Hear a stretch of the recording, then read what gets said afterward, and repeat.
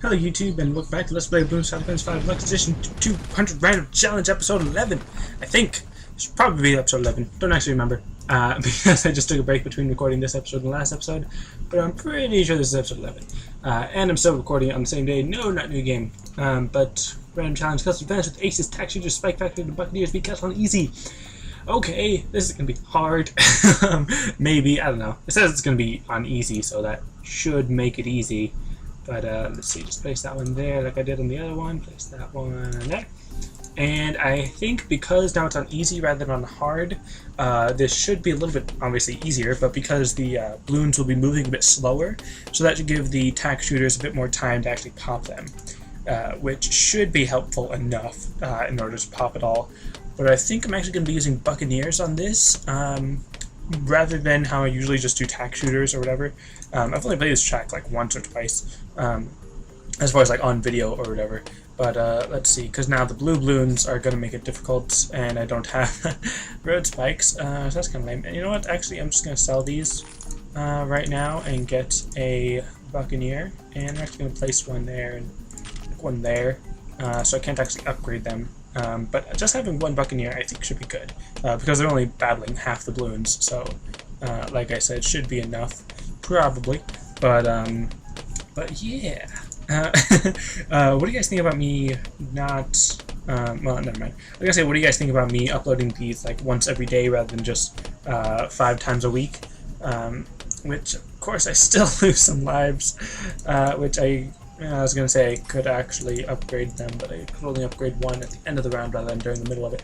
But if I was going to be uploading 7 times a week rather than 5 times a week, basically just every day rather than Monday through Friday, which is basically just adding Saturday and Sunday, then I feel like that's going to mess with things, because I'd like to only upload Monday through Friday just to keep things consistent, because I know that I'm not going to be recording anything Saturday or Sunday. So I don't want to have to like stockpile something too early, or like record like 5 episodes on one day and then like 5 episodes on the next day, and then just keep recording once per Monday to Friday after that, or something like that. You know what I mean? Do any of you know what I mean? Because I'm not sure if I explained that very well. Basically, I don't want to have to record Saturdays and Sundays and Mondays episode on Friday, which I kind of already do. Well, I mean, I used to do, but then that kind of made things harder and stuff. And I know that I'm obviously not doing this no lives lost or anything, but I haven't lost that many lives, only 23. So hopefully it shouldn't be too big a deal. I guess, I don't know. But Castle, I've never really liked this stage. Castle, the show, I love that show. But this stage, this map or whatever, track, whatever you want to call it, I'm not very good at it, as you can tell. Even with Buccaneers, my favorite, well, one of my favorite towers. Let's see, this is 965, which means if I sold that, it'd just be not enough. So let's see, what are my other towers? Spike Factory, which I can use, and the tack shooter. I think I will use the Spike Factory next, just to get myself a little bit better safety net stuff. And unfortunately, I can't save those lives. There we go. Finally got not tack shooter, Spike Factory, which will be helpful as a little safety net, like I said. And I'm trying to place it a little bit farther away from the track so that it's specifically trying to put tacks or spikes right at that spot, so that's a little bit better at getting it right as it bottle caps, gets the bottle cap effect, or bottleneck effect, not bottle cap, bottleneck, so that all the balloons are kind of going to one spot, rather than if I put it a little bit closer to the top of the track, then it would have been sort of spread out a bit more, so that one side might have been a little bit less evenly distributed than the other, which doesn't make a huge deal, but for me in particular, I'd like to keep the defenses a little bit more symmetrical, I guess, on a track like this, even though the track itself isn't very symmetrical. I think the right side is actually a little bit shorter, maybe? Possibly longer. I don't think the sides of the track are exactly even. Anyways, I feel like I was going to mention something. Oh, that's right. If I'm only posting 5 times a week, then that also helps out not only with not having to record stuff for the weekend when I'm not able to record, but it also helps out keeping it all planned right, because with 200 of these episodes, if I'm recording 5 a week, that means about 20 a month, which is about 10 months, which I've already mentioned before in previous videos, but just reminding myself and others that it's going to take about 10 months for me to finish this, which is a long time. It's basically a year, only 2 months away from a year, and I'll probably end up missing a week or two. Well, probably like 4 to 8 weeks, so it'll probably take me an entire year to finish this series. And I just mean like 4 to 8 weeks in general over the next 10 months, or over the next 12 months, really, if it does take that long.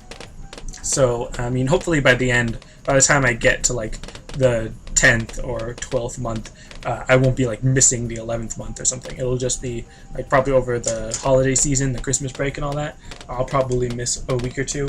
And a car just drove by on the street, and I was like, oh, who's that? Is that someone I know? Is that someone coming home? And no, it's just some random car. I need to stop freaking out about that. But what was I going to say? I was going to say something about holiday season. I'll probably end up having to take a bit of a break, just because, like I said, holidays and family being home and me not wanting to record with family around. I'll probably try to get better at that, because now I am in a room that's, I would think, a little bit better soundproofed. Not really, but a little bit, rather than my own room. But anyways, I was going to say, also because of holidays, I'd be traveling to see family and hanging out with, I was going to say friends, but again, family, and just spending time not by myself recording videos, which is how I sadly would like to spend most of my time, just recording these videos for you guys, and then of course editing them and uploading them. But I feel like editing and uploading is the worst part about YouTube. Editing, it's not that bad, because the actual act of editing isn't that bad, because I hardly put any editing into these videos, but it's the render time where I just have to sit and wait for it to render and save or whatever. That's what takes the longest time. Actually, uploading is what takes the longest time, but you know what I mean. It's the least fun time, I suppose, which could potentially be the most fun time if I do other stuff to make it more fun. Like if I was to live stream while stuff is editing and uploading and all that. But for that, I would think I would need a second computer, one for the actual editing part while I'm live streaming, and then while it's uploading, maybe I could do a live stream then, but then I think like the live stream and the uploading would kind of conflict and make the internet run slower, which means at that point I would need enough money to afford better internet, and I may even need to move to someplace with better internet. I'd actually kind of like to look that up, to look up like what place in America has the best internet, and if it's worth it to move out that far, because that'd be really interesting. I wish internet was free, because I feel like it doesn't cost money to give people internet, which I could be wrong about that. I don't actually understand the way that the internet works. I don't think a lot of people understand the way the internet works. Obviously some people do, but you know what I mean. So yeah, stopping to text, kind of, bleh. Anyways, words and stuff. The internet. Do any of you know exactly how the internet works? Because I really don't. And I remember hearing, like maybe a year ago, maybe a year or two, hearing that we're kind of like running out of internet. Not necessarily like there will be a point where the internet just stops existing, but there was a specific way where it's kind of like how you've got like a million channels on TV, where you kind of, I'm not sure how to best phrase this, because I don't actually understand it as well as I would like to, but it's kind of like a radio frequency, where in case any of you, I still don't actually technically understand how radio works, but for any of you that, well, I don't know, the way I would explain the radio is that the wavelength that you're broadcasting that station on has a specific frequency, which is why changing radio frequency channels is how you listen to different different radio stations. Kind of like how a YouTube video would have its own URL.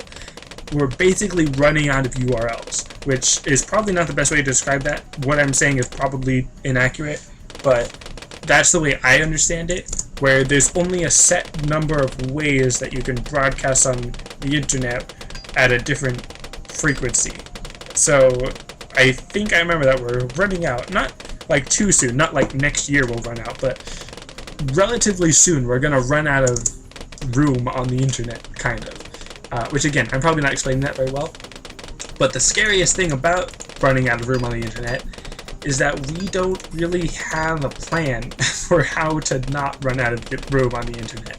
That there's no like contingency or anything that we could do to actually make sure we don't run out of room on the internet. As far as I know, there's ways to slow it down by like using wired connections rather than wireless connections. I think somehow that helps. I'm not 100% sure about that, but again, I don't actually understand the situation as well as I would like to think I do, so don't necessarily quote me on all this, but I think it's definitely worth looking into if you're interested in, you know, having the internet for a long time. So yeah, just a random thing to talk about. Oh yeah, the reason I was talking about this was like internet, as far as like internet speed and frequency, I guess, I don't know, stability. I don't understand why like some places don't have the best internet and others do, and why they can charge you to get faster internet. And it's just, it feels like the internet has become such an integral part of our lives for the most part in America that like it should just become like a public commodity like water and electricity, which obviously you still have to pay for water and electricity and stuff, but I feel like it should be something that should just be free at its best for everyone. But I feel like anything that would fit that description of being free at its best for everyone is just some idealist type of thinking that's like, oh no, the world can't be free, otherwise we wouldn't make any money off of it. It's like, well, why can't we just all live for free? Anyways, I feel like there should be a set list of necessities that everyone should be able to get for free, and then extra luxuries are what you pay for. But of course, then finding people that are willing to work for free to get people to get stuff for free is just, I don't know. Or maybe like, if you work to get the stuff that you give to people for free, then you get luxuries for free type of thing. Like if you work as a farmer to get people free food and you don't get paid in money, then you should be paid in fast food type of thing, where I feel like there should be a set standard like daily nutritional value type of food where like this is what you need to survive in a healthy manner, and then use that for free, and then just anything above that for like junk food and stuff, that would be a luxury that you actually have to pay money for. Kind of like a free-to-play game. Kind of like that mentality of what you need to experience life at its essential basic level without being like barely surviving on bread and water, but I mean like actually healthy, surviving, experiencing life nicely, comfortably, should be free and available for everyone. And then it's the extra luxury gold-plated toilet type of thing that you have to spend money on, and then you work towards that by providing stuff for free, like providing free food and free electricity and free internet or whatever, and free water, and by working towards providing that for the general public, in return you get luxuries and stuff for free, or money to buy the luxury stuff for free.